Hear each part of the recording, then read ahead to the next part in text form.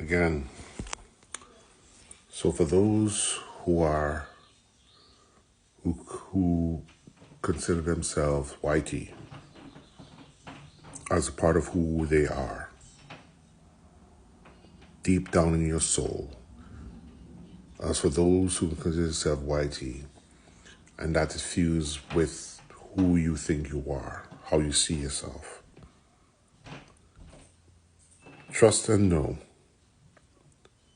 that identity, unfortunately for you, is not one of true beneficence. It just isn't. And the discomfort you feel when black people talk about what whiteness has done, the discomfort you feel when the indigenous and other people of color talk about what your whiteness has done, is because your subconscious also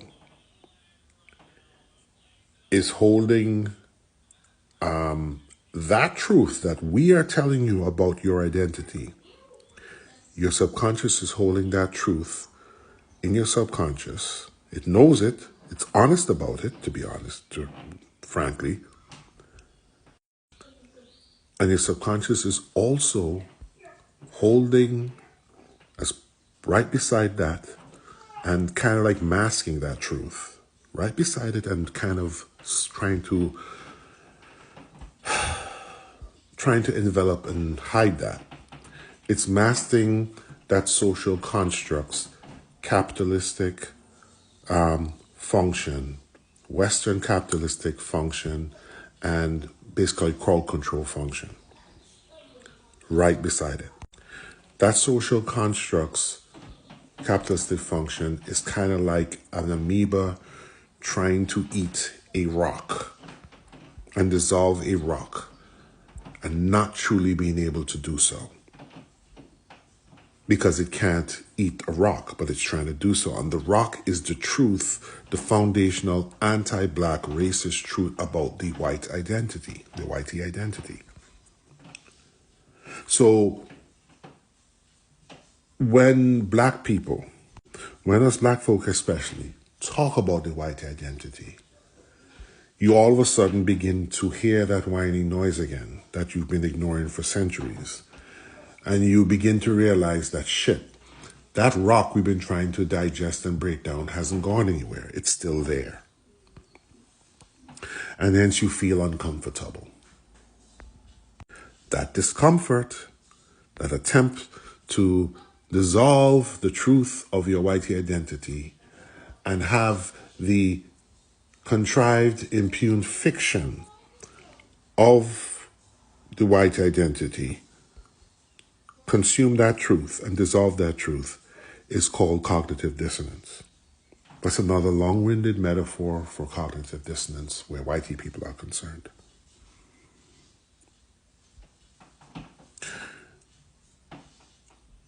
And I hate to say it, but again, it's like you're saying when you complain about whitey people and you talk about DEI, you talk about woke and you hate affirmative action, you go after critical race theory and all that stuff. You know what you whitey people are essentially saying, without saying so overtly and directly? You're essentially saying this. You're essentially saying, what do you people want us to do?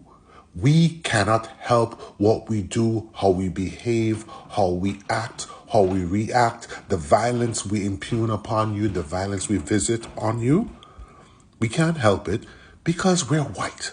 Our whiteness means that we're anti-black, means that we cannot stand to see perceptionally, you black people especially, achieve even a modicum of improvement that approaches what we think we are about or what we have.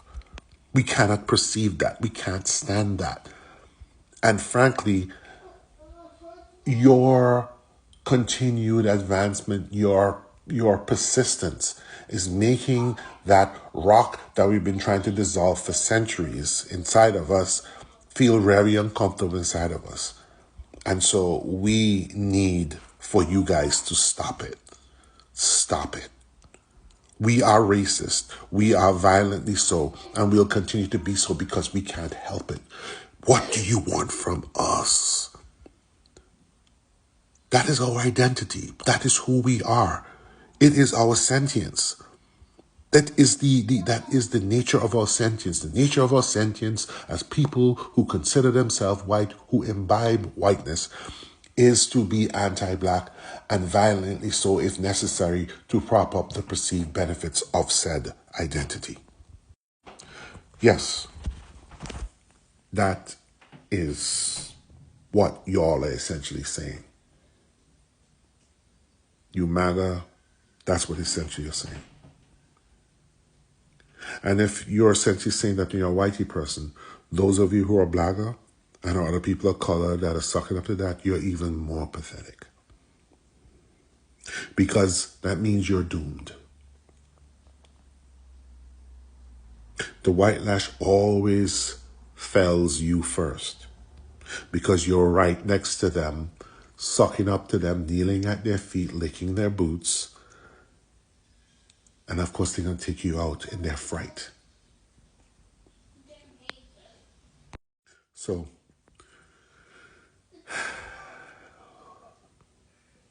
the problem with this country is that whiteness will do anything, including sacrifice people who have faithfully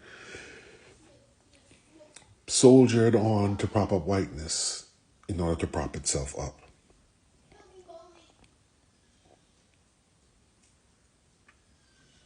Y'all are like that scene in 300 where Xerxes is stepping down off of this mobile throne he has, and he steps, and these people scurry to go under the feet of Xerxes as he steps down so that he doesn't have too far of a drop to step before he hits earth. That's who y'all are. And the thing of him stepping on you is y'all willing to freaking be unalived or unalive yourself or suffer unaliving or to visit or to allow your families to be unalived, to be steps as whiteness ascends or descends from his throne.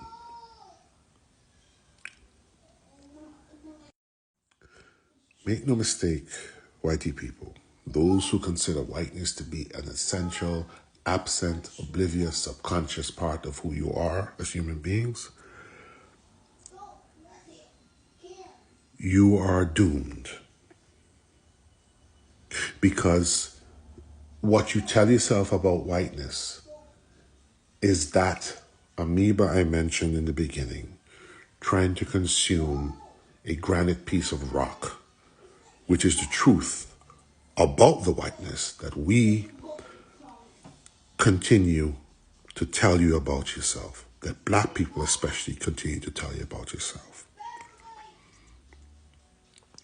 And when an organism tries to consume something that is inconsumable, that cannot be consumed, what happens to that organism?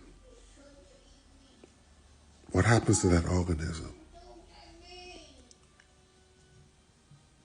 That organism is doomed.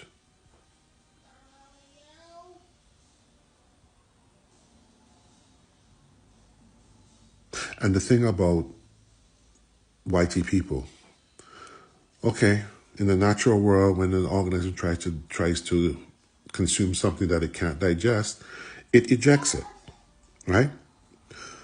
But the weird problem is you can't eject it. You can't. Because in a weird way, the whiteness requires, the whiteness needs to digest that and extract black compliance from that rock in order to maintain the myth of its beneficence. And what's been happening, it can't get it. So it will not even eject that rock of truth in order to reform itself.